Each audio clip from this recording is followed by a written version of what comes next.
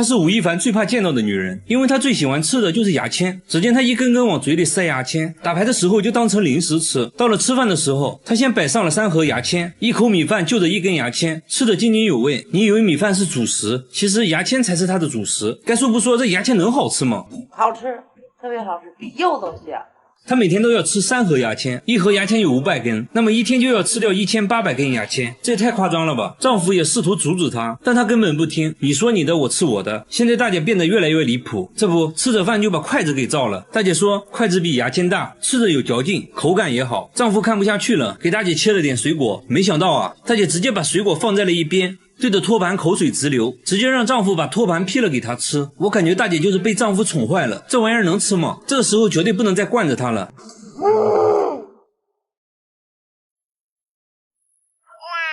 靠，當我沒說。看來只要是木製品，大姐都想嘗試一下。她邊吃邊發表看法，說托盤沒有牙籤好吃。那麼她是什麼時候愛上牙籤的呢？原來大姐之前患有嚴重的胃潰瘍，有一次當她意外吃掉牙籤時，她的病竟然好了。從那以後，只要胃疼就會吃牙籤，慢慢的就上癮了，寧可不吃飯也要吃牙籤。但是大姐的身體真的健康嗎？胃腸啊，有什麼胃鏡啊都透了，沒有關係。沒有問題的，有問題我不讓他吃了。大姐無時無刻都在吃，就連床頭櫃上都放滿了她的零食，2盒牙籤，一堆一次性筷子，躺在床上吃，逛街也吃。她甚至連扇子都想嘗一嘗。節目組還貼心的給大姐帶來了一些木質碗筷，大姐也不客氣，拿起來直接開照。那味道如何呢？大姐說上面刷油漆了，不好吃。大姐又嘗了一下竹簾，也不喜歡。她說竹子有酸味。目前來說最喜歡的就是楊木做的牙籤。於是節目組又送給她好幾盒楊木牙籤。假如真的對身體沒有任何傷害的話，開心快樂最重要。不得不說大姐的牙口真好，但是要說牙口好，下面這個男人表示不服。他拿起酒杯嘎嘣一口，直接咬下一塊，接着嘎嘣嘎嘣的吃了起來。周圍人的表情說明了一切。在丹東一個普通的早晨，妻子在炒菜，丈夫在洗餐前甜點，然而裡面全是玻璃碴子。洗乾淨後上面撒上白糖，他接着就吃了起來。妻子想勸阻，但是無濟於事。玻璃碴子能好吃嗎？這個嚼一口非常香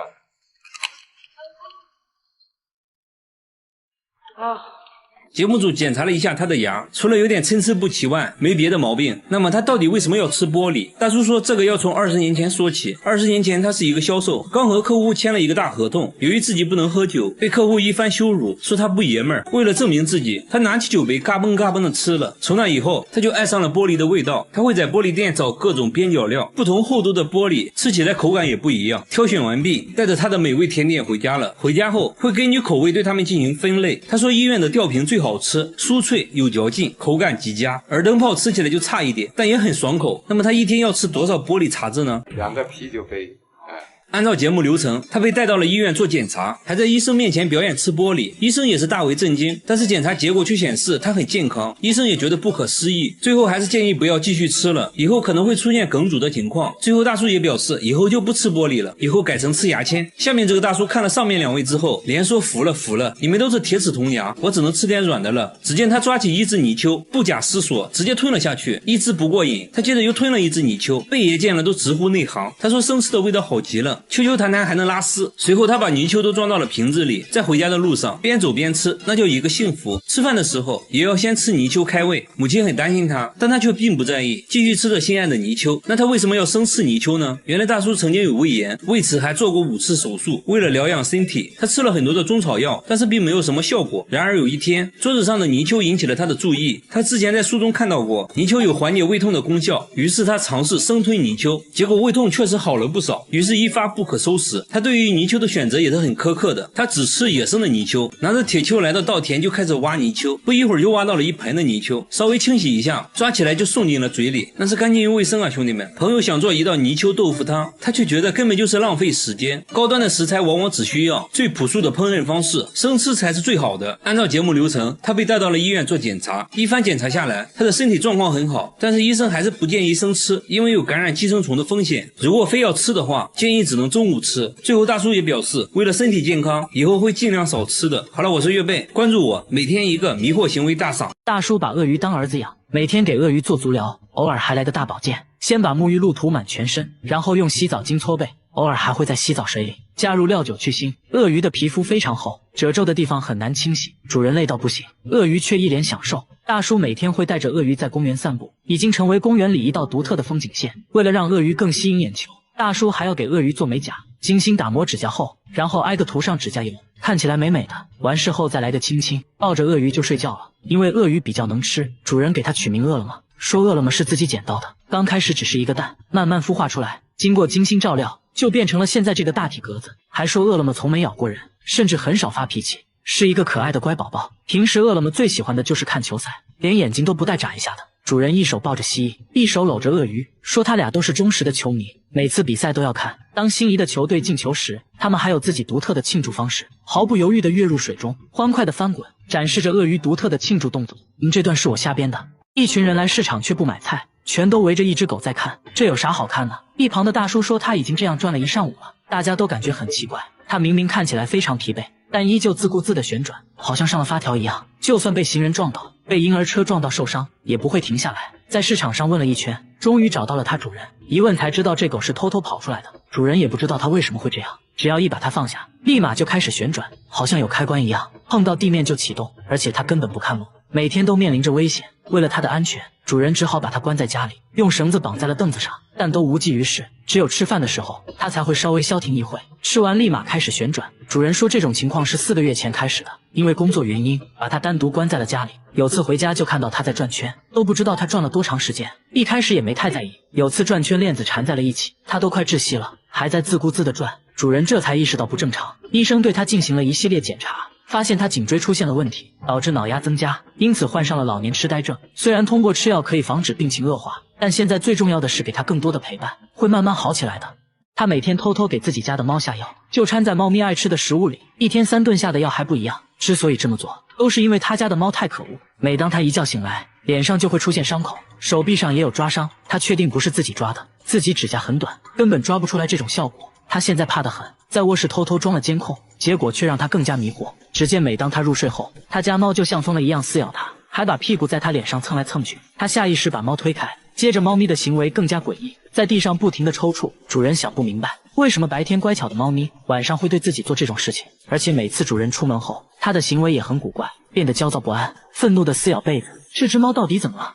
專家反覆觀看錄像後，認為這貓應該是夢遊了，很可能還做了噩夢，把主人當成了假想敵。經常出現這種情況的話，說明和他小時候的痛苦經歷有關。主人這才恍然大悟，說貓就是他撿來的。發現它的時候已經奄奄一息，醫生建議先進行藥物治療，每天把藥混合在貓糧裡，慢慢緩解它的焦慮緊張，還要給它更多的陪伴，讓它知道自己並不孤單。晚上主人又用上了安神香薰，甚至打開了專門給貓聽的音樂，它聽了一會就開始犯困。那它晚上還會咬人嗎？只見半夜它徑直來到主人旁邊，徘徊片刻後，趴在主人旁邊安靜地睡了起來，一直到天亮，它都沒再出現奇怪的行為。看起來小白已經慢慢康復了。奶奶吃飯前要先擠一勺洗潔精，接着放進魚湯裡，攪拌攪拌，直接喝了起来。記者聞了一下，滿滿的肥皂味，奶奶卻吃得非常香。這還沒完，喝完湯，奶奶又拿着一片白菜葉來到廚房，對着洗潔精連按了3次，小心翼翼把洗洁精包起來，直接塞進了嘴裡。大家非常不解，為啥要吃洗洁精呢？奶奶說自己不能吃肉之類的高脂肪食物，如果要吃的話，必須提前吃點洗潔精，讓它在胃裡中和一下油脂。不得不說，這想法非常腦血栓啊。飯後奶奶給大家講了自己年輕時候的事，大家終於懂了奶奶為啥這麼做。奶奶說年輕的時候窮啊，工作又累又苦，得了胃病也沒錢去醫院，偶然的一次不小心吃下了半瓶洗潔精，她覺得自己肯定活不了了，聽天由命吧。沒想到啊，這下不僅沒死，胃還不疼了，於是從那開始就一直吃。大家帶她來醫院檢查，醫生都覺得不可思議，胃裡竟然沒事，不過還是得戒掉洗潔精，如果胃痛的話可以吃藥緩解。奶奶也答應以後不會再吃。2周後，節目組做了個回訪，發現奶奶還在吃洗潔精，大家又給奶奶科普了一番，要相信科學。1個月後，節目組再次回訪，這次奶奶終於戒掉了洗潔精，只不過吃藥又吃上癮了，大家千萬不要模仿哦。這貓有個怪癖，連醫生都大為震驚，它1日3餐只吃泡菜，而且必須要夠辣，餓了就會對着冰箱一直叫，因為冰箱裡就有它夢寐以求的辣白菜。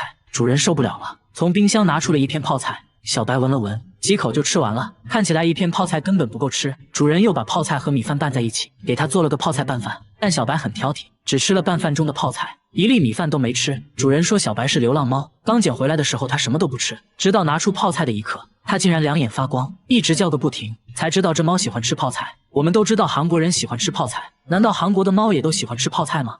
隨後節目組做了個實驗，分別準備了4種食物。現在第1隻貓登場了，只見它來回聞了聞，毫不猶豫地選擇了貓糧。第2隻貓聞了聞泡菜，看起來味道不錯呀，然後就選擇了旁邊的魚罐頭。接着，一只3個月大的貓咪上場了，它直接就奔向了貓糧。你看，連3個月大的貓咪都知道，貓就應該吃貓糧嗎？最後到小白出場了，他都沒看一眼貓糧以及魚罐頭，對着泡菜就開始乾飯。主人覺得泡菜太辣，吃多了不好，於是把泡菜洗完再給小白吃。結果小白聞了一下，連連後退。小白心想，洗過的泡菜能叫泡菜嗎？隨後竟離家出走了。等發現他的時候，他正在垃圾堆裡吃泡菜，吃得滿嘴通紅。小白為啥對泡菜這麼情有獨鍾呢？該不會有什麼毛病吧？主人帶他來到寵物醫院，醫生聽完也大為震驚。一番檢查下來，小白身體卻很健康，只能說他天賦異稟。不過呢，醫生還是建議要少吃泡菜。主人也很听話，回家就給小白做了泡菜味的猫糧，把猫糧和泡菜混合在一起。没想到啊，天生傲骨的小白竟然配合吃了起來。那就希望小白盡快戒掉泡菜，做個正經貓咪吧。這座老房子會不停地分泌黃色液體，流得滿地都是。大媽們看到卻異常興奮，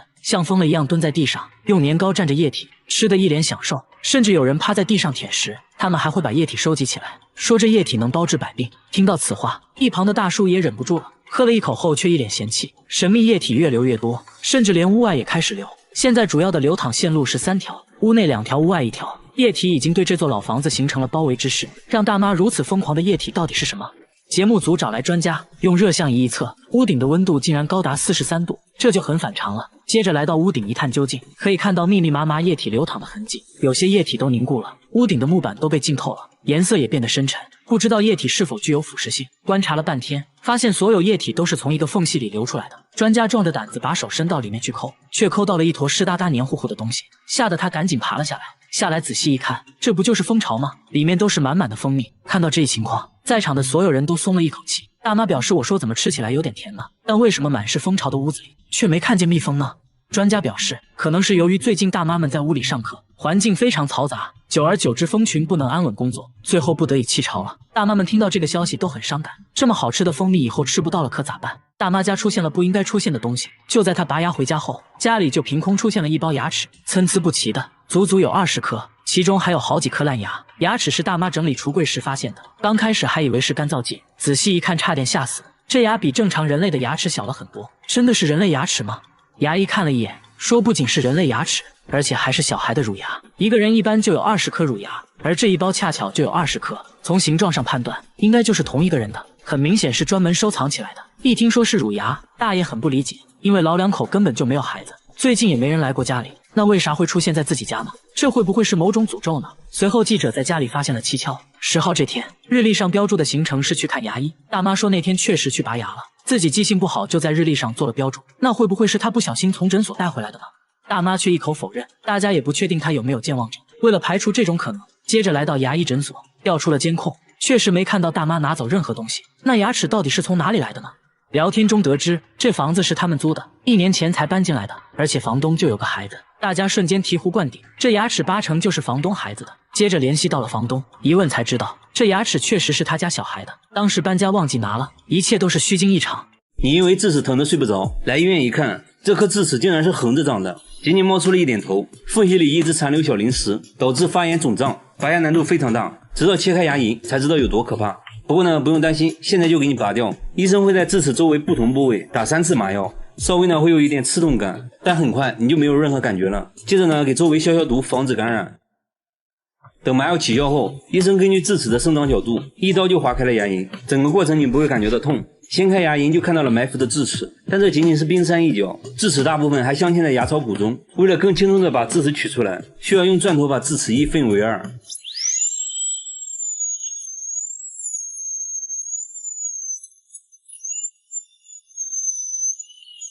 雖然你感覺不到疼，但能聽到電鑽聲，還能感受到電鑽的震動，整個頭都嗡嗡的。現在呢，利用槓桿原理把智齒撬斷，你會聽到嘎嘣一聲，但是呢，不必緊張，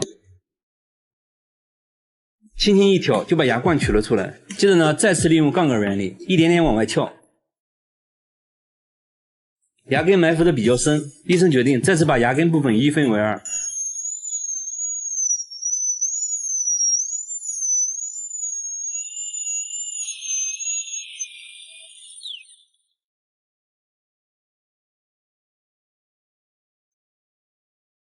现在呢就比較好弄了，輕輕一摳，牙根就取了下來。拔掉智齒留下的洞會被血液填滿，半小时之內會形成血凝塊，經過24小時，血凝塊會變得堅固結實。所以呢，拔牙24小時內不要刷牙和漱口，否則有可能使血塊脫落，導致乾燥症，那將痛不欲生。接着醫生開始縫合傷口，就這樣打個漂亮的結，剪掉多餘線頭就結束了戰鬥。有些情況呢不用縫合，需要咬住紗布來幫助止血，一般需要咬半小時左右。拔牙2小時後可以吃一些流質類的食物，不可以喝熱水或者過硬的食物，避免劇烈運動，多休息。幾天過後又是一條好漢。你因為牙疼的睡不着，來醫院一看，蛀牙內部已經被掏空，看起來呢已經壞到了牙神經，直到鑽開牙根管才知道有多可怕。首先麻藥是少不了的，等麻藥起效後，醫生開始用鑽頭去除腐質。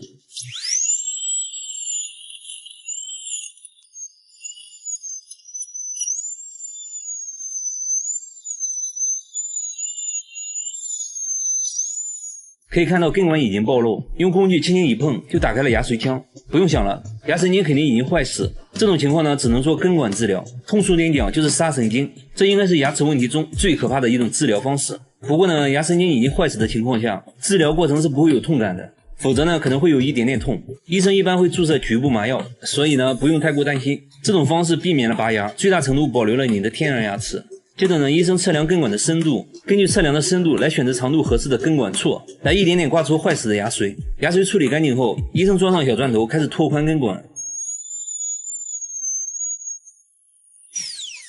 依次把3個根管清理完畢後，還要使用消毒劑反覆沖洗根管內部，防止後續再次發炎。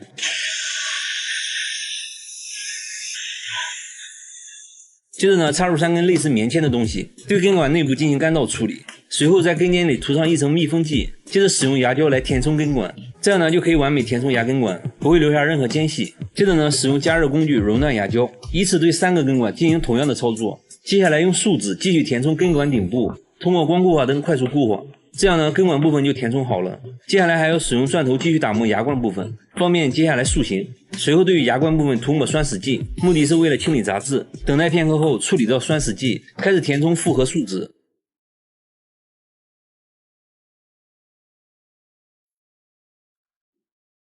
樹脂的填充要循序漸進，每填充一點就要確定固化後再繼續填充。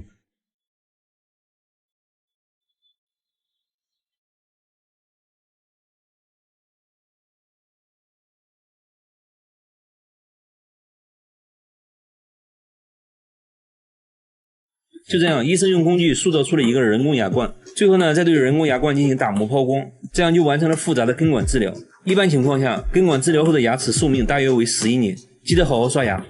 你的2顆門牙中間發生了蛀牙，一張嘴就像卡在牙縫裡的奧利給。醫生看了一眼，二話沒說，連麻藥都沒打，直接上鑽頭先把腐質去掉。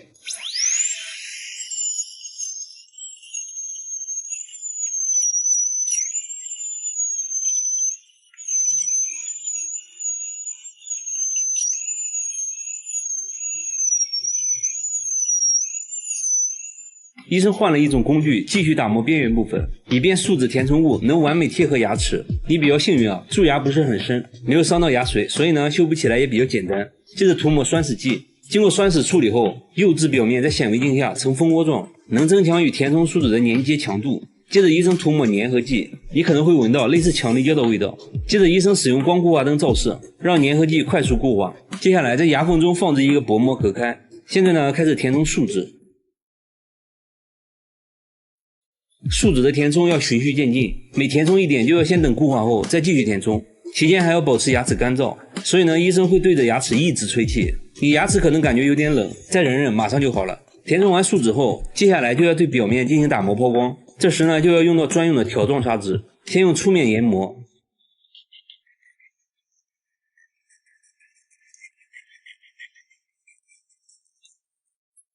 隨後移到光滑的一面再磨一次。另一顆牙齒也做同樣的操作。這還沒完，醫生又換上了專用砂輪繼續打磨。經過這一系列的操作，完全看不出修補的痕跡。到這裡蛀牙就修復好了，記得好好刷牙。你這顆牙已經爛透了，為了能啃骨頭，你準備花2萬塊錢種一顆牙。整個種牙過程需要持續半年左右，但最後的成品驚豔了我。首先呢要把壞牙拔掉，牙齒比較鬆動，直接上鉗子，很輕鬆就拔了下來。現在呢需要等待2到6個月，讓牙槽骨恢復生長，填滿空隙。6個月後開始進行種牙。第一步進行斷層掃描分析，对口腔進行全面檢查以及確定種植方案。接着呢，進行麻醉和消毒。等麻藥起藥後，醫生一刀就劃開了牙齦，掀開牙齦，牙槽骨就露了出來。這些大大小小的鑽頭都是用來在牙槽骨上鑽孔的。牙槽骨的表層骨質密集，比較硬，剛開始要選擇8毫米的小鑽頭預開孔。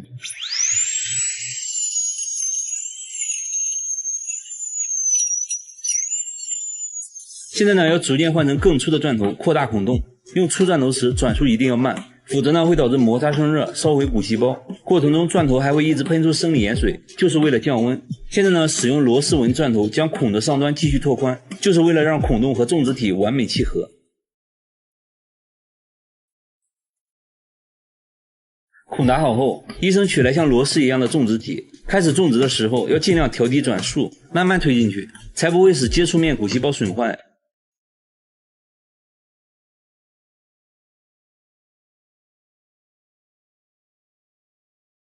接着呢，還需要使用扭矩扳手將種植體拧到規定扭矩。現在要将愈合基台連接到種植體上，等縫合好牙齦，大概呢就是這個樣子。這時牙槽骨中的種植體會和周圍的骨細胞慢慢融合，這個過程呢叫做骨結合。現在只需要等待2到6個月，幾個月後，牙槽骨和種植體已經充分結合。現在要把臨時愈合基台取下，安裝永久愈合基台。現在需要安裝人工牙冠。人工牙冠中間的洞是為了以後修理種植牙的時候方便擰開裡面的螺絲，但現在呢要先用樹脂填充，接着用光固化燈照射固化。到這裡你的牙就種好了，看起來呢和真牙一模一樣。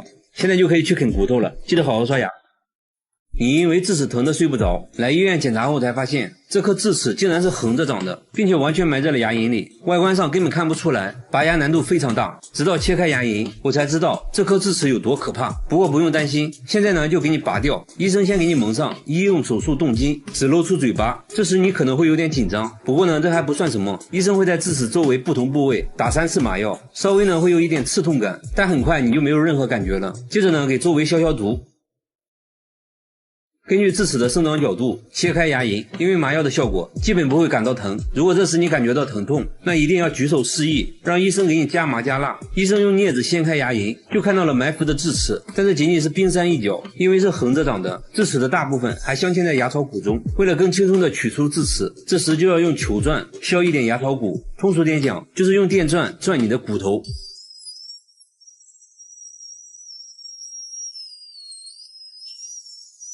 這時的你感覺不到疼痛，但能聽到電鑽聲，還能感受到電鑽的震動，整個頭都嗡嗡的。即使這樣，也不能直接把智齒拔出來，醫生還要切開牙冠和牙根，把智齒分為2部分，分別拔出。所以呢，又需要用到鑽頭。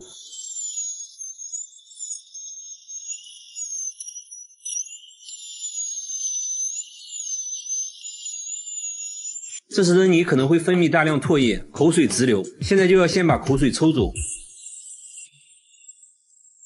牙冠深深地埋在牙槽骨中，無法直接取出，所以呢還要豎着再切一次。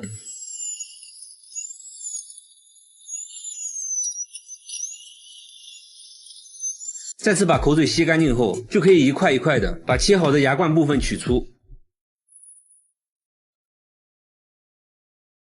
現在只剩下牙根了，由于埋得太深，還要再削一點牙槽骨。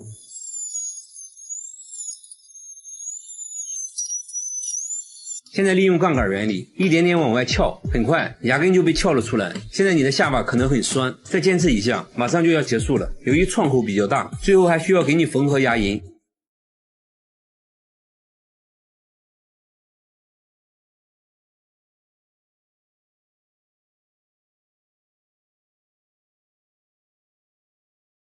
就這樣打個漂亮的結，剪掉多餘的線頭，就結束了戰鬥。為了讓牙齦盡快愈合，你需要咬住一塊紗布，保持2個小時。1周之後來拆線，期間不可以喝酒抽菸，避免激烈運動。好了，拔掉智齒，你有沒有覺得輕鬆了很多？你知道牙套是怎麼裝上去的嗎？這位小哥來矯正牙齒，因為他的牙齒非常擁擠，需要先拔掉3顆，拔牙後就可以獲得足夠的間隙，使牙齒能夠很好的內收。接着呢，塗上酸死剂處理牙面。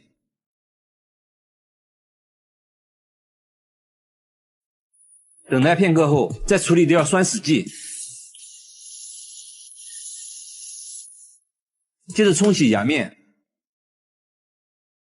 今天是個大工程，你這顆牙壞得非常嚴重，牙齒內部還不停地冒血，直到鑽開牙根管，才發現情況遠比想象的更嚴重。醫生給你蒙上手術巾，開始了操作。按照慣例，麻藥是少不了的。等麻藥起效後，醫生開始用鑽頭去除腐漬。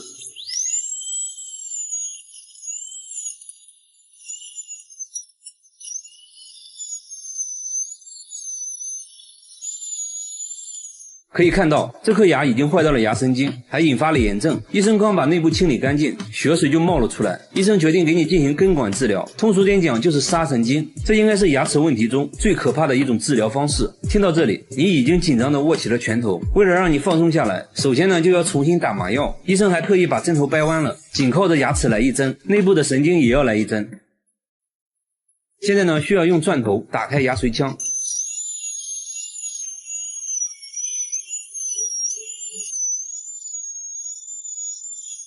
吹乾後可以看到根管已經完全暴露，接着醫生測量根管的深度，根據測量的深度來選擇長度合適的根管銼，來一點點刮除壞死的牙髓。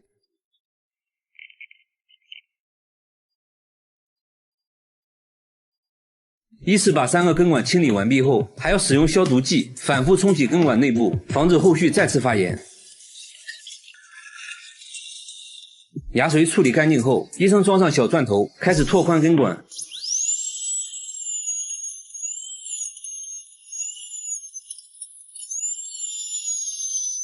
經過幾個不同鑽頭的輪番操作，可以看到根管和剛開始相比已經擴大了很多。接着呢，插入3根類似棉籤的東西，對根管內部進行乾燥處理。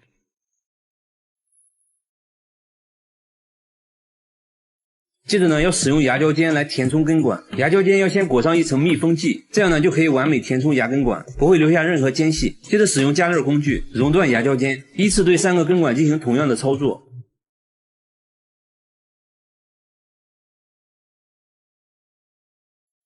接下來還要使用融化的牙膠，繼續填充根管頂部。這樣下來呢，根管部分就完全填充好了。接着對牙冠部分填充樹脂。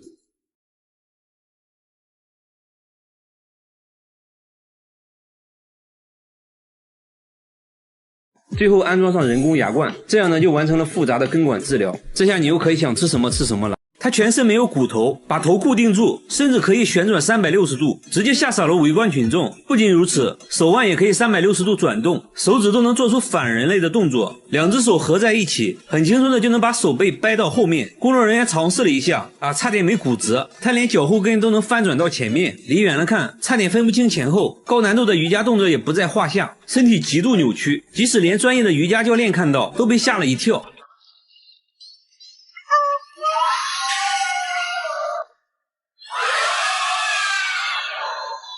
他們說從來沒見過這麼柔軟的人，他還教給瑜伽教練一個動作，結果教練根本做不到這就很尷尬了。他的絕活還不止這些，舌頭都能吐出一朵花，而且想要幾個花瓣就可以捲出幾個，最多能捲出8個花瓣。肚子也可以隨意折疊，反手拿東西也是易如反掌，肩胛骨都好像翅膀一樣，全身上下都非常的柔軟，好像沒有骨頭的軟體動物，真的是一個奇男子啊。他的頭和手長在了一起，連續40年用手撐着睡覺，就算強行把手拿開，但很快又會自己撐起來。雖然睡覺過程中頭會不停的搖晃，但就是不會掉下來，就算翻個身也很快用另一隻撐起來，就很神奇。節目組懷疑他裝睡，但老婆說他40年來都是這樣的，這麼睡40年，胳膊真的沒事嗎？只見大叔幹起活來一點都不含糊，端起100斤的水桶都輕輕鬆鬆。大叔還說這種睡眠姿勢不僅手不會麻，還睡得更香了，甚至還救過他的命。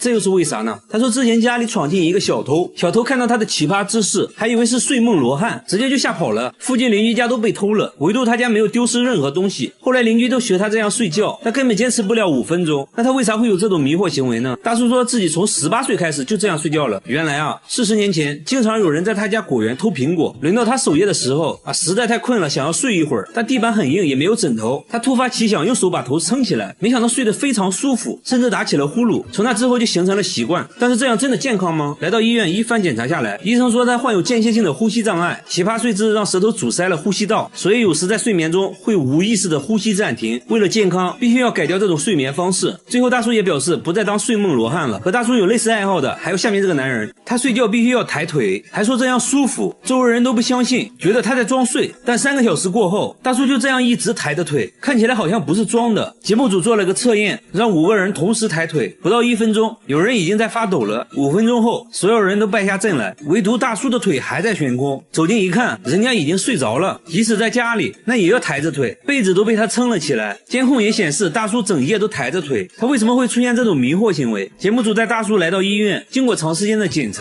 醫生說大叔的腿沒有任何問題啊。聽到這話，大叔開心了，不用刻意的改變自己了。半夜去廁所，馬桶裡總會出現沒有沖的尿，但主人每次上完廁所都會隨手沖馬桶，而且家裡就他一個人，這就很詭異了。房子呢還是租的，才住進來半年而已，當時的租金還很便宜，這家裡真的有別的東西。主人現在怕得很，半夜都不敢上廁所，只能憋到天亮。天亮後來到廁所，又出現了沒有沖的尿，看尿的顏色，這東西啊還有點上火。主人決定豁出去了，在廁所安裝了監控，終於找到了罪魁禍首，竟然是他家的貓。貓难道會上廁所？主人說等他上廁所你就知道了。等了好久，貓咪都沒有要上廁所的意思，倒是主人來了尿意，剛來到廁所，貓咪就跟了過來，直接跳上了馬桶，像人一樣蹲在那裡開始釋放，表情十分嚴肅。主人還說自己從來沒有訓練過它，那它為啥會在馬桶上廁所？專家說貓喜歡模仿主人的行為，如果你們關係很好，貓會表現得像人一樣，以此來得到更多喜愛，這樣一來就說得通了。小貓就是主人收養的流浪貓，之前主人上廁所，貓就會蹲在廁所裡仔細觀察，現在呢，如果廁所門關了，貓還會叫個不停。為了方便它上廁所，主人決定以後就不關廁所門了，如果它能沖馬桶的話就更好了。无獨有偶，下面這件灵異事件也和貓有關。這個健身器材會自己運動，周圍沒有人，也沒有一絲風，它卻持續擺動了30分鐘，仿佛有人在上面鍛鍊一樣。旁邊還經常出現一隻黑貓，黑貓死死地盯着健身器材，器材一動，黑貓就叫，看起來非常瘆人。詭異的現象一直持續到清晨，雖然漫步機已經停止了擺動，但手臂健身器又開始自己轉圈，周圍依舊沒人，也沒風。工作人員壯着膽子來到旁邊，突然就感到一陣寒意襲來，健身器依然我行我素，轉個不停。很明顯啊，這鬼不怕生。有個工作人員不信邪，直接站上器材運動起來，一切都很正常。等他下來後，器材竟然持續擺動了1小時，難道一切都是因為慣性的原因？之前的小姐姐半信半疑的站上器材運動起來真的好絲滑。節目組又把手臂健身器做了個對比，用相同力氣轉動健身器，這個問題器材比其他的整整多轉了半個小時。這時公園的管理員大爺來了，說這有什麼大驚小怪的，這是前幾天新安裝的，塗抹了過量的潤滑油，所以比較絲滑，只要輕輕一晃就可以持續擺動很久，並不是什麼超自然現象。健身器材很可能就是這只黑猫晃動的，這個問題算是解決了。然而下面這家發生的事就多少有點詭異了。他在牆上不能掛任何小孩的照片，只要一掛上就會被牆壁震掉，就好像裡面有人在敲牆。每過5分鐘，牆裡還會發出奇怪的聲音，小孩每天都會被嚇哭。最近還變得越來越離譜，不僅牆會響，地板也開始震動，尤其到了晚上，聲音更誇張，弄得一家人都無法睡覺，甚至到了只有吃藥才能睡覺的地步。主人說已經有3年沒能好好睡覺了，他們把家裡能發出聲音的設備都拆了，聲音依然沒有停止。奇怪的是，鄰居家卻從來沒有聽過這種聲音，鄰居懷疑會不會牆裡藏了什麼東西。工作人員趴在牆上等待聲音出現。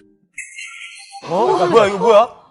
聲音遠比想象的大，節目組猜測會不會是建築工地的聲音，但他家附近並沒有施工現場，鍋爐和水箱也檢查過，沒有任何問題。就在這時，專家發現樓下的水表管道有問題，一旦過水，水管就會震動。專家關閉了水管，果然聲音都沒再出現。接着再次打開水管，聲音再次出現。專家解釋說，聲音就是水壓造成的，水壓衝擊使得管道震動，然後又引起了牆壁震動，進而產生了聲音。隨後改裝了管道，一切恢復了正常。好了，我是岳贝，關注我，每天一個迷惑行為大赏。這是一棵會生錢的樹，每天都能在樹下找到1枚硬幣。這些就是最近收集到的硬幣，很奇怪，都是50的。店主說2個月前打掃衛生時，在店門口的樹下意外發現的，之後每天都會出現1枚硬幣，他也不敢用，只是把硬幣收集起來。對於這種現象，有人說柿子樹果實累累，象徵着家族興旺，可能是有人對着樹許願丟的硬幣。這種說法還是挺靠譜的，畢竟我們這邊也有許願丟硬幣的做法。奇怪的是，附近其他柿子樹下面卻找不到任何硬幣，只有他店門口的樹會這樣，這就有點詭異了。店主很焦慮，這是有人在對自己下蠱施法嗎？節目組安裝了攝像頭，想要找到丟硬幣的人。經過漫長的等待，一位可疑的大媽出現了，她不經意地路過柿子樹，隨手朝樹下丟了一個東西。節目組迅速出擊，面對質疑，她卻說什麼硬幣不硬幣的，我丟的是一片樹葉。原來大媽喜歡聞樹葉的味道，時間一長，樹葉的味道就淡了，自己就隨手丟了而已。看起來好像真的不是這位大媽。嗎？節目組決定繼續觀察，一直到深夜都沒有出現可疑人物。第二天早上7點起床到樹下一看，再次發現了硬幣。節目組趕緊調監控，發現了一個行為可疑的大媽。她在早上5點的時候有目的的朝樹下丟了一個東西，隨後匆匆離開。店主看到這一幕講話了。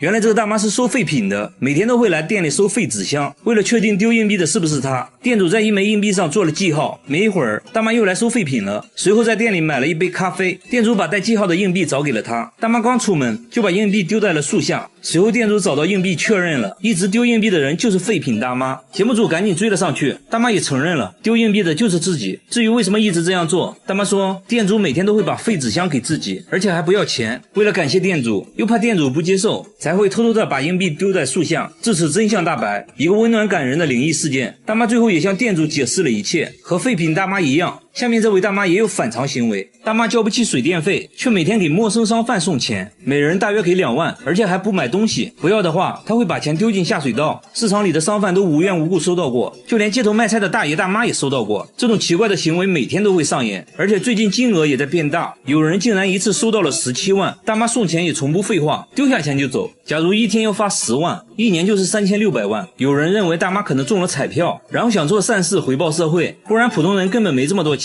節目組在他經常發錢的路口安裝了攝像機，經過漫長的等待，一個拉着購物車穿紅色衣服的女人出現了。她先來到銀行取錢，取完錢隨手把一些錢送給了旁邊坐着的老太太。老太太說真的奇怪，我都不認識她啊。大媽剛離開銀行就開始給路邊的小販發錢，發完繼續去下一個地方。節目組追上大媽想了解下情況，大媽發現了攝像機，拉着購物車就溜了。大媽的迷惑行为還在繼續，買了幾個漢堡後給旁邊的人分了幾個，路邊樹底下丟一個，剩下的直接丟進了垃圾桶，這多少就有點浪費啊。經過長時間的溝通，大媽同意讓節目組跟她回家。和大家想象的不一樣，她家裡很破，而且家裡只有大媽一人，那她為什麼要給別人送錢？大媽卻一口否認，說自己沒有給別人送過錢。交不起水電費的大媽每天卻給陌生人送錢，問她為什麼這樣做，大媽卻說自己沒有給陌生人送過錢。節目組說我們都拍下來了，就是你啊。大媽改口說自己是奉命辦事的，是大山守護神讓自己這麼做的。然後大媽又扯了一些有的沒的，越說越玄幻。節目組還發現她家一直沒有交水電費，大媽的存折上也只有幾萬塊，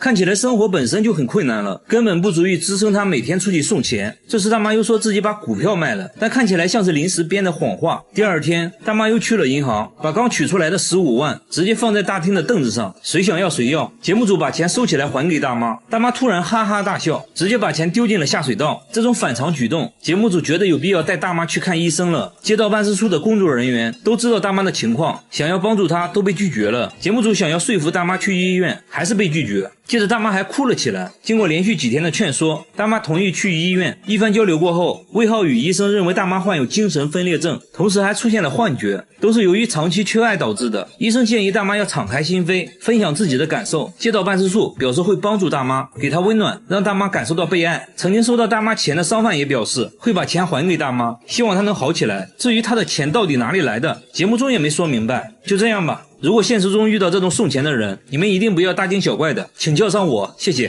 我是月貝，關注我，每天一個迷惑行為大賞。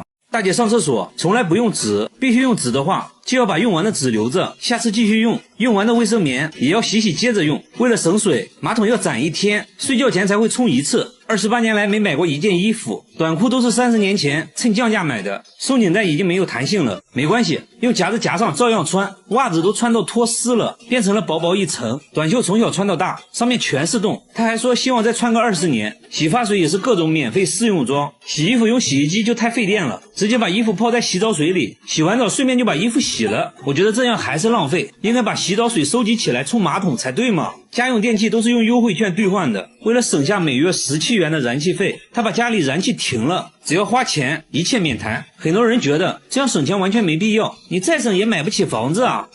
人家買了市中心的房子，還還完了貸款，家具全是垃圾箱裡撿的，別人丟的瑜伽墊被他撿來當床。然而像他這樣節儉的人，卻準備請朋友來家裡做客，那自然要提前準備了。首先要打扮一下，剪個美美的髮型，剪刀還是上學時室友不要的。聽說有家店在清倉處理，他決定揮霍一次，看中了一件10塊錢的衣服，還想讓老闆再打個5折，接着掏出了一堆硬幣。老闆說我這都打5折了，要不送給你吧。那太好了，我先把錢收起來。接下來就是給朋友準備晚餐了。只見他來到垃圾桶旁邊，好朋友要来家裡做客，他卻在垃圾桶裡找食物招待朋友。他特意來到高檔餐廳門口的垃圾桶，說這裡丟掉的食物品質好。在路人詫異的目光下，他開始採購了。哎，你看這不就有很多新鮮的葡萄嗎？還有西紅柿，做個西紅柿炒葡萄，哎，不錯。今天運氣也很好，還找到了一盒烤雞，看了一下生產日期，才過期6天而已，非常適合給朋友當主食。最後還找到一盒蛋糕，這下齊了，餐後甜點都有了。這時店主想要趕走他，他沒有感到一絲尷尬。他認為只要你把食物丟進垃圾桶，那就是公共財產了，自己就可以正大光明的撿。還說你們真是太浪費了，下次丟垃圾的時候能不能先給我打個電話？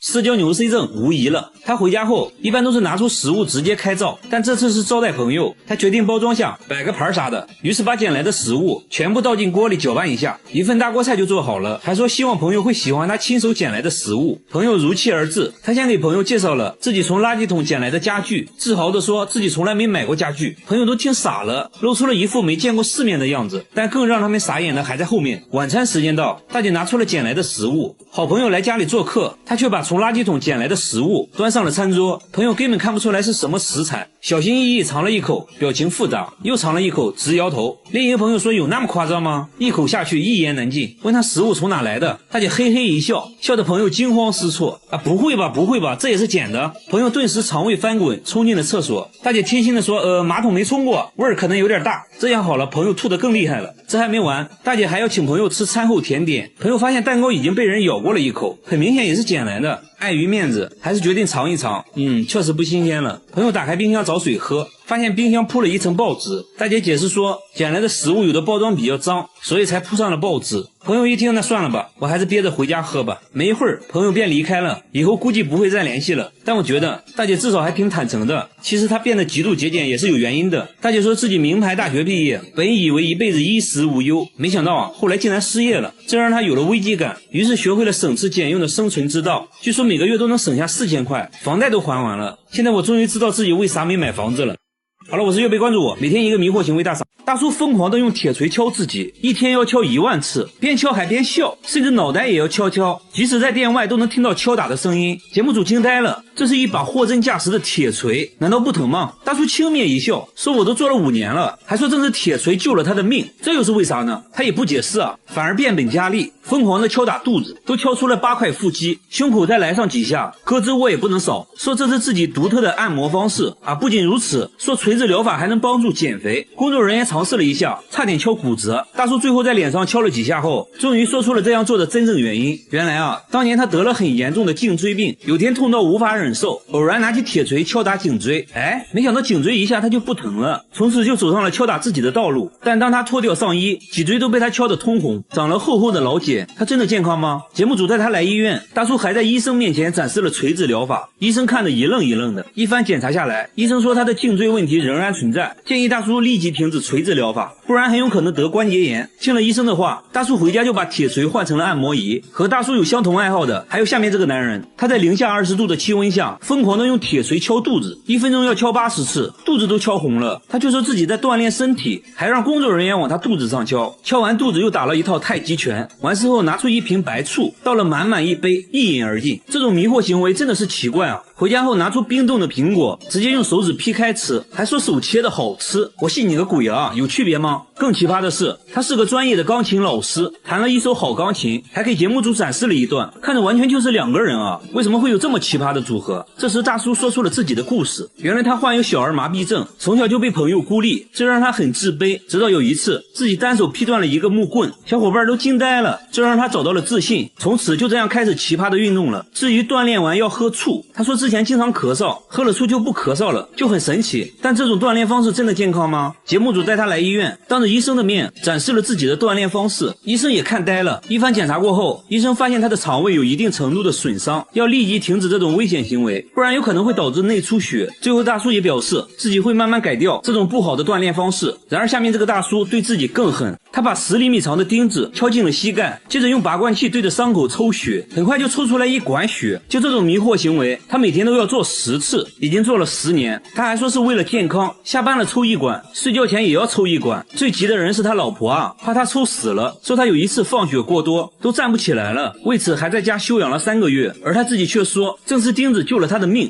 他到底經歷了什麼？再後來，他做得越來越極端，甚至往頭上釘子，這也導致他大量脫髮。他卻說感覺自己年輕了20歲，還認為是放血帶來的，真的奇怪。原來大叔患有嚴重的抑鬱症，吃過很多的藥。再後來呢，他認為自己體內有藥物殘留，認為自己的血不乾淨，才想着用拔罐器抽血。經過一番勸說，他同意去醫院檢查。醫生看到都震驚了，說他的想法和方式完全是錯的。不僅如此，如果釘子損傷了神經，都有可能導致癱瘓。最關鍵的，他根本就沒有病，身體沒病的話，那8成就是心理問題了。精神科醫生對他進行了心理測試，醫生說他把心理問題當成了身體問題，錯誤的通過放血來自救，還試圖讓這種行為合理化。在醫生的建議下，他終於意識到了自己的危險行為，回家後就把拔罐器都砸碎了，生活步入了正軌。好了，我是岳飞，關注我，每天一個迷惑行為大赏。他家客廳成了墓地，每天早上都會出現上萬隻死掉的蜜蜂，蜜蜂屍體能裝滿3個垃圾桶。然而更多的蜜蜂還在源源不斷的湧進來啊！就算把紗窗打開，蜜蜂也不走，好像屋裡有什麼東西吸引着它。主人也是慘啊，被蜜蜂圍攻，蛰得滿頭大包啊！一到晚上更誇張，整個天花板都會震動，還會傳出一種怪聲啊！沒辦法，晚上只能睡在臥室的帳篷裡。然而鄰居家並沒有出現這種情況，附近呢也沒有養蜂場，那他們是從哪裡來的？為什麼偏偏選擇他家？他家是有什麼東西在吸引蜜蜂嗎？真的奇怪啊！第二天，節目組再次上門，主人說今天死掉的蜜蜂很少，工作人員敲了敲天花板，裡面也沒有發出嗡嗡的聲音，難道是一夜之間都死了？節目組用熱像儀也沒有檢測到任何溫度，決定打開天花板看看到底什麼情況。找來了專業養蜂人，一打開就發現一個碩大的蜂巢，蜜蜂也都活着，還發現客廳出現的蜜蜂都是通過電線孔鑽出來的。原來當蜂巢內部溫度過高時，蜜蜂會扇動翅膀來通風，就會出現嗡嗡的聲音。之所以現在蜜蜂安靜下來，是因為天氣降溫了，它們一年只能生產出1個蜂巢，現在有6個蜂巢，說明它們已經在天花板生活6年了。那沒什麼好說的，直接給蜜蜂搬家，最後還收穫了17公斤的蜂蜜。主人說這就算6年的房租費了。然而下面村莊發生了更離奇的事，每到凌晨1點，整個村子就會傳來龍的叫聲。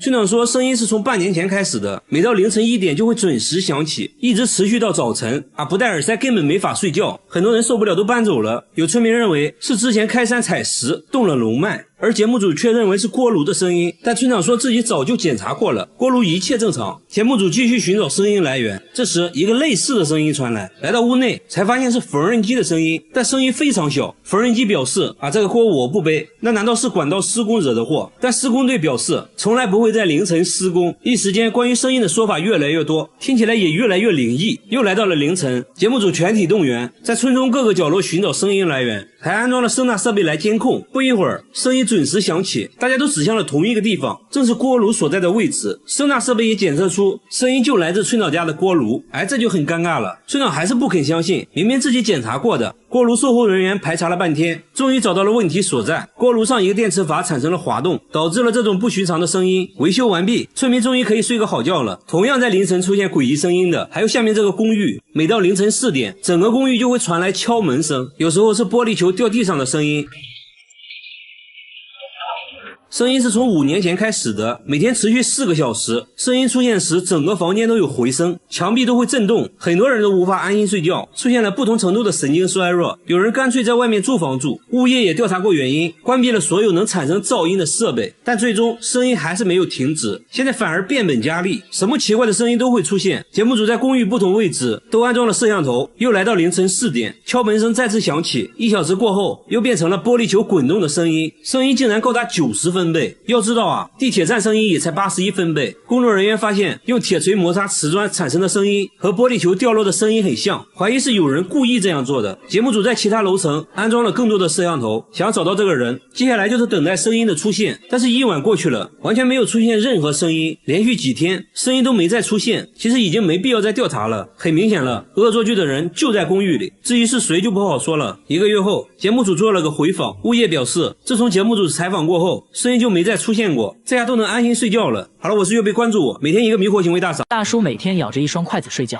還要在枕邊準備1雙臭襪子，不這樣做的話就會遭到鄰居投訴，因為每到深夜這座公寓就會傳來怪異的聲音，聽起來像青蛙在叫，又像是什麼東西在樓梯上跳，這讓公寓住戶都苦不堪言。大家循声来到一位住戶家里，只見声音越来越大，打開燈後看到了讓人哭笑不得的一幕。这声音原来是大叔在磨牙，磨的那叫一個響，嘴角還不停抽搐。大叔說自己磨牙已經20年了，牙都磨掉了半顆，以至於現在都無法咀嚼食物。妻子因為受不了這事，跟他離了婚。看着自己磨牙的錄像，大叔表情凝重，沒想到自己磨得那麼深，磨得那麼認真。朋友們也嘗試幫他解決，等他磨牙的時候，脫掉襪子塞他嘴裡，還會讓他叼着一雙筷子入睡，但都無濟於事，磨牙反而越來越嚴重。也去過很多醫院，結果把一個房間的嗜睡症患者都整失眠了。大叔也覺得很不好意思，大家又帶他來到大醫院，醫生都說從沒見過這麼嚴重的磨牙患者，牙神經都快暴露出來了。隨後檢測他磨牙時的各項身體機能，醫生發現在他睡覺時，舌頭滾動阻塞了呼吸道，所以他只能張嘴呼吸，這應該就是他磨牙的原因。最後經過治療，大叔總算是改掉了磨牙的習慣。大媽來買香蕉，商販卻覺得他有病，只見他拿香蕉在褲子上蹭2下，直接帶皮一起吃，這把商販看得目瞪口呆，問他為啥要吃香蕉皮，他也不解釋，覺得香蕉皮不過癮，直接吃起了生板栗，看樣子味道也不錯，2口就能吃下一個。賣了這麼多年水果，商販哪見過這個，直接送給他了一些。回家後他就把帶皮的水果挨個洗乾淨，獼猴桃帶皮吃，這個我還能接受，橘子他也帶皮吃，哈密瓜也是，但更誇張的是連雞蛋都帶殼吃，這我就接受不了了。閨蜜都很擔心她，叫她來吃頓好的改善一下，沒想到放着一桌子美食不吃，大媽卻吃起了閨蜜吃剩的蟹殼，邊吃還邊嫌棄，說螃蟹還是生的好吃，吃得不過癮，接着又把閨蜜吃剩的魚骨頭用蘇子葉包起來，幾口就吃了下去。不得不說大媽嘴是真硬，到目前為止帶皮的東西沒有什麼是大媽不能吃的，那她到底為啥要吃皮呢？大媽舔了舔嘴唇說，真的很好吃哎，又有營養，這樣吃了10多年了，身體也確實很健康，也沒有什麼消化道問題，但醫生還是建議大媽少吃，不然很可能會損傷腸道，一定要吃的話最好中午吃。大媽在門上裝了4把鎖，還把電飯鍋放在衣櫥裡，這麼安全的家她卻不住，整天推着嬰兒車睡在公共廁所，嬰兒車被嚴嚴實實包了起來，裡面還時不時發出怪聲，關鍵這大媽也沒孩子，問她裡面是什麼，大媽一句話沒說，轉身快速離開了。等再次遇到她，大媽正在吃貓罐頭，還往嬰兒車裡放了一點，突然裡面就伸出一隻毛茸茸的小手，這才看清楚，原來裡面還有一隻貓。夜幕降臨，大媽就來到公共廁所準備睡覺，為啥有家不回，天天露宿街頭呢？溝通了好長時間，大媽終於講話了，說就算在外面凍死也不敢回去，家裡那個怪東西一直跟着她，還一直偷自己的東西，家裡到底有什麼讓她如此恐懼呢？大家提議跟她一起回家看看，畢竟人多勢眾，大媽同意了。來到門口，大家就隱隱感覺家裡確實不簡單，大門被她裝了4把鎖，挨個打開一看，裡面還有一扇防盜門，上面還有2把鎖。剛進來，大媽就趕緊用櫃子擋住了門，屋裡窗簾緊閉，沒有一絲光亮。她甚至把電飯煲放在了衣櫥裡，說是怕有人偷，但真的有小偷嗎？在大媽的同意下，大家安裝了攝像機，看能不能抓到她說的那個怪東西。一夜過去了，沒發現小偷，卻發現了大媽的反常行為，整夜不睡覺，在屋裡來回走動，還時不時跪在地上做着奇怪的動作。白天大家問她為啥不睡覺，她指了指天花板，說那個怪東西就躲在天花板上，整夜嘲笑她。聽到這裡，大家就知道怎麼回事了，8成又是心理問題。在當地相關機構的幫助下，大家說服她接受治療。一番交流下來，醫生說大媽患有精神分裂症和妄想症，會時不時出現幻聽，應該是由於父母過世對她打擊過大導致的，只要治療得當，還是能好起來的。最後大媽也意識到了自己的問題，說會好好配合治療，幾個月後再見到她，精神面貌已遠超過去，成為了一個正常人。大叔天天擦玻璃，卻怎麼都擦不乾淨，也不是愛乾淨，是因為最近換了窗戶後，玻璃上就憑空出現了一個奇怪紋路，紋路非常清晰，看着就像一個巨大的指紋，怎麼擦都擦不掉。即使換了窗戶，這指紋仍會重新出現，因為大叔的房子在深山裡，難不成真的有什麼不明生物偷偷留下的嗎？裝個監控看看吧。一夜過去了，怪物沒出現，卻出現了更怪的事，指紋憑空消失了。大叔卻並不驚訝，說之前也發生過這種情況，只要是晴天，指紋就會消失，反之陰天指紋就會很明顯。大叔說再等等吧。來到傍晚，這指紋果然準時出現，有人懷疑是傍晚室內外溫差變大，從而在玻璃上出現的冷凝現象，但這東西根本擦不掉，而且只出現在這一塊窗戶上，所以不可能是冷凝現象。那現在怎麼辦呢？大家去找賣家諮詢，賣家說了一些有的沒的，一副不耐煩的表情，最後說可能是廠家用吸盤搬運玻璃中留下的痕跡。大家又來到玻璃廠家，果然就看到了這種搬運玻璃的專用吸盤，吸盤也確實會在玻璃上留下痕跡，但這種痕跡是能擦掉的，跟大叔家的根本不一樣。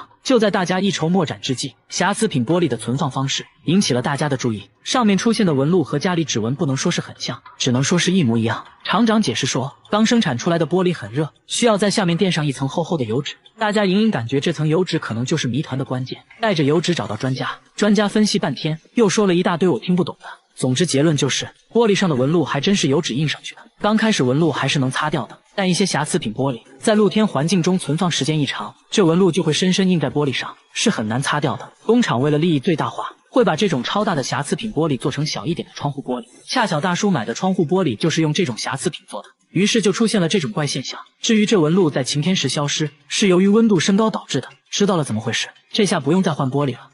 他給自家小香豬帶上计步器，又裝了個結實背帶，準備給豬減肥。這只小香豬幾個月就長到了180斤，兩個男人都抱不起來，肚子都快碰到地板了，還長出了3下巴。本來是個迷你豬，結果現在一對比，主人變得很迷你。有次主人想要抱一下，就閃到了腰，實在沒辦法了，主人帶他來到廢品站，用這裡的臂膀來稱重，整整180斤。這還是迷你小香豬嗎？不是說好的長不大嗎？想到当時賣家承諾的假一賠10，主人聯繫賣家售後，賣家表示可以賠10倍。首先把貨退回來，我們重新給你發10只小豬仔。主人一想，不对啊，我這不就成養豬的了嗎？畢竟養了這麼長時間，都有感情了。主人決定給他減肥，帶上計步器，一塊行走的五花肉上線了。剛走了2步，他就躺下了。本以為他至少能走30分鐘，結果他要休息30分鐘。看來運動不適合，只能讓他少吃點了，用食物引誘他運動。結果主人卻累瘦了。最後主人想到了一個絕招，給他制作了一個結實背帶，前面吊上一根他最愛的胡蘿蔔。你別說，效果不錯，他走路積極多了。幾天後再次上秤，減肥效果十分顯著，整整減掉了半斤，而且很可能是上秤前那坨便便的重量。用儀器一測，他的體脂率超過了85%。醫生擦了擦口水，說這種豬吃起來很香，而不是這豬是很難減肥成功的。但主人並沒有放棄，表示會一直陪他減肥，希望他能變回迷你豬。大媽用膠帶把天花板的燈都封了起來，又在客廳放了4台空氣净化器，24小時開着，說是為了保密。因為他家天花板一直飄來一股惡臭，聞着像腐屍的味道，把天花板上的孔洞封死後，臭味反而越來越大，連廚房上面也傳來了惡臭。不過最臭的還要數臥室，一開門惡臭撲鼻而來。丈夫對於這種氣味表示還好，因為他有鼻炎聞不到，但這可苦了大媽了，經常被燻得睡不着，不得已裝上了4台净化器，但並沒什麼效果。天一亮他就出門，家裡一刻都待不下去。為了搞清楚怎麼一回事，專家用設備分別檢測了天花板和廚房，數值都很正常。隨後來到臥室，瞬間數值爆表，越靠近化妝台數值越大。化妝台上的一個小盒子引起了專家的注意。大媽說這是保濕霜，已經很久沒用過了。擰開蓋子，一股惡臭襲來，差點把專家送走。用儀器測了一下，數值超過了34。要知道下水道的氣味也才20左右。仔細一看，原來這保濕霜早就過期變質了。家裡的惡臭就是從保濕霜裡飄出來的。因為一直開着臥室的窗戶，臭味就被吹得滿屋都是，讓他誤以為是天花板上傳來的。大媽只是在家種了一個盆栽，卻引得植物專家紛紛上門參觀。只因這盆栽實在不一般，一夜就能長高20厘米，10多天就長到了3米。大家架起攝像機對着植物頂端，一夜過去了，植物肉眼可見的瘋狂生長。據大媽介紹，這盆栽大有來頭。前段時間她做了個手術，出院後就遇到了一個怪和尚，什麼都沒說，就把這植物送給了她。說來也是奇怪，自從這植物來到家裡，大媽身體也在一天天好轉。大媽覺得這一切都是盆栽帶來的，認為她肯定是被高僧加持過。從那時起，大媽每天精心照料，澆水都用山泉水。剛開始她只是冒了一個小尖尖，沒想到10多天竟然瘋長到了3米。她現在就想知道這東西到底是啥。專家看到這景象也覺得不可思議，因為當地環境不利於它生長，長成這麼高非常罕見。說這是一種墨西哥植物，名叫龍舌蘭，這根長長的就是它的花茎，最終可能會在頂端開花。據說每30年才會開一次，而且環境要非常適合。但韓國的冬天太冷了，可能無法等到開花的那一刻。最後專家還說了一個殘酷真相，龍舌蘭一生只開一次，那就是一旦開花，也就意味着它的生命到頭了。大媽顯得很傷感。專家說可以採集到種子進行播種繁殖。大媽又恢復了笑容。1個月後，令人意想不到的是，龍舌蘭真就開花了，豔麗的黃色花朵看起來好像一把火炬，上面還泛着光，蜜蜂都被吸引來了。最終高度也達到了3.6米，全村男女老少齊聚一堂，都想來沾沾好運。據說龍舌蘭開花就能實現願望，眾人紛紛點讚許願。